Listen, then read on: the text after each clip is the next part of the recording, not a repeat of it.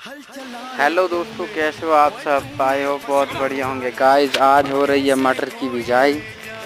ये खेत ये और यहाँ का व्यू। यहाँ पे 2-3 खेतों में मटर की बिजाई होगी।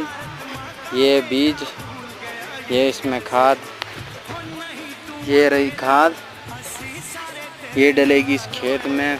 वीडियो को like, comment, share and subscribe. तो बस बाकी दूसरी वीडियो का इंतज़ार करें।